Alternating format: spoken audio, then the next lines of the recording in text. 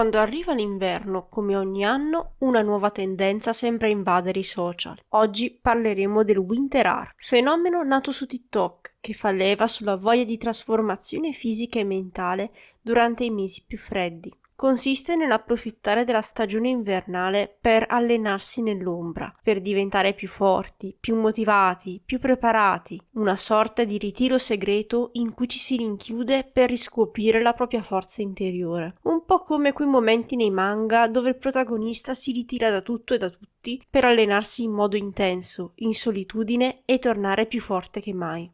In realtà questo fenomeno non è un qualcosa di totalmente nuovo. Basti pensare a personaggi come Rocky, dove nella celebre saga cinematografica il pugile si ritira in qualche luogo sperduto per allenarsi, lontano dai riflettori, per prepararsi a una nuova sfida. Possiamo notare la stessa idea di fondo: ritiro, sacrificio e allenamento estremo come mezzo per evolversi e vincere. Ma se ci pensiamo bene, il Winter Arc non è altro che una brutta copia dei buoni propositi di inizio anno. La stessa dinamica, la stessa spinta a cambiare vita, a mettersi in forma, a smettere di procrastinare. Solo che, proprio come accade coi propositi di Capodanno, anche il Winter Arc rischia di essere una farsa. Il primo problema col Winter Arc è che, come i buoni propositi, manca di un cambiamento profondo. Cosa intendo dire? In molti si avvicinano alla palestra o alle sfide stagionali senza avere una vera consapevolezza di perché lo stanno facendo. Si segue il trend, si partecipa alla sfida, ma non si riflette mai veramente sulla motivazione che c'è dietro.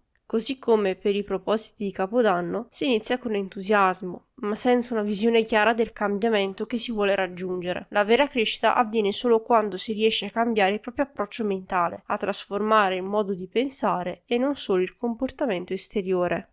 A volte ci sentiamo spinti a fare qualcosa di positivo, come allenarci di più o mangiare meglio, ma quando si tratta di definire cosa vogliamo fare concretamente, il discorso si fa più difficile. Perdere peso, essere più felici, più produttivi, sono obiettivi nobili, ma vaghi, senza un piano chiaro e una struttura precisa. Si rischia quindi di essere sopraffatti e di mollare subito. Un vero cambiamento richiede obiettivi specifici. Se vogliamo metterci in forma, dobbiamo definire quali esercizi fare, quante volte alla settimana e per quanto tempo. Un altro punto debole è che la motivazione iniziale spesso svanisce rapidamente. La spinta di inizio anno, quella voglia di cambiamento che ci spinge a fare di più, non dura a lungo. La stessa cosa accade nel Winter Arc. Dopo qualche settimana di allenamenti intensi e di dieta ferrea, il fuoco che ci aveva spinto a cominciare inizierà a spegnersi. Quando seguiamo una tendenza come questa, senza avere una motivazione intrinseca, la voglia di fare svanisce nel nulla, non appena il nuovo diventa monotono. Quando non riusciamo a mantenere il nostro impegno, subentra poi il senso di colpa. Quante volte vi è capitato di sentirvi un fallimento per non aver rispettato un impegno preso con voi stessi? Questo senso di frustrazione spesso porta a una spirale negativa, che ci allontana ulteriormente dall'obiettivo prefissato. Questo trend è il classico esempio di un obiettivo che diventa fonte di stress piuttosto che di motivazione. La paura di non farcela ci impedisce di concentrarci sul progresso che stiamo facendo e ci fa sentire sempre più inadeguati. Invece di prenderla come una sfida, molti la vedono come una competizione con gli altri, con la paura di non essere all'altezza. A chi non è capitato di porsi un obiettivo troppo ambizioso all'inizio dell'anno? Spesso i buoni propositi sono troppo grandi e difficili da sostenere nel lungo periodo. Pensate ad esempio a voler allenarsi ogni giorno, o smettere di fumare, o ancora seguire una dieta restrittiva. Questi obiettivi sono difficili da mantenere senza un supporto adeguato e, se non sono sostenibili, è facile abbandonarli. Il Winter Arc, per quanto allettante, non fa altro che perpetuare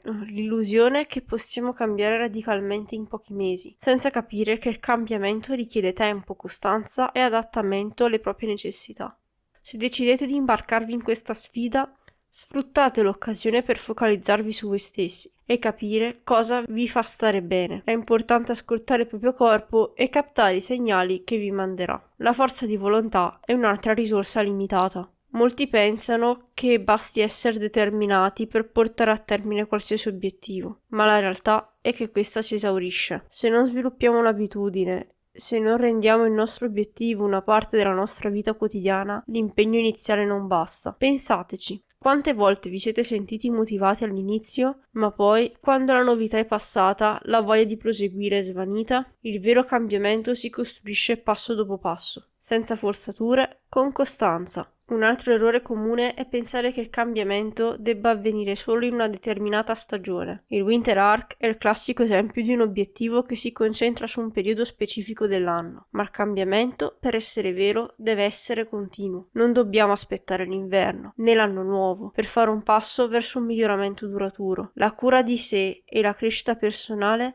devono essere pratiche quotidiane, non legate a una stagione o a una moda. Il cambiamento deve essere parte della nostra vita, ogni giorno dell'anno. C'è anche da dire che il numero di partecipanti è elevato anche per una questione di pressione sociale. Tutti lo stanno facendo, quindi lo faccio anch'io. Ma questo non è il modo giusto per intraprendere un percorso di miglioramento personale. I buoni propositi o il Winter Arc non dovrebbero essere dettati dal fatto che è qualcosa che va di moda o che lo stanno facendo gli altri. Dobbiamo essere sinceri con noi stessi e capire se quello che stiamo cercando di fare è davvero nostro, se risponde a un nostro desiderio profondo o se è solo una risposta alla pressione esterna. Le abitudini non si rompono facilmente. Cambiare una routine consolidata richiede tempo e impegno costante. I buoni propositi, così come il Winter Arc, non sono sufficienti a cambiare comportamenti profondamente radicati. Soprattutto, non bisogna aspettarsi che un obiettivo a breve termine, come frequentare la palestra per pochi mesi, possa risolvere tutto. La vera trasformazione avviene quando riusciamo a modificare il nostro comportamento in modo graduale, facendo leva su piccole vittorie quotidiane. Infine, senza metriche chiare, è difficile misurare il nostro progresso. La maggior parte dei buoni propositi è vaga, come diventare una persona migliore, essere più felici, ma come possiamo sapere se stiamo effettivamente migliorando? Senza obiettivi chiari, un piano, il monitoraggio dei risultati, ogni tentativo di cambiamento diventa solo un'altra illusione. La vera crescita è misurabile, concreta e fatta di piccoli passi. In conclusione, il Winter Arc, così come i buoni propositi di inizio anno, è una moda destinata a svanire. Questi approcci, seppur allettanti, rischiano di non portare a nulla di concreto se non c'è una vera consapevolezza di ciò che si sta cercando di ottenere. Il cambiamento non avviene solo quando è di moda o perché tutti lo fanno. Per essere duraturo deve essere personale, costante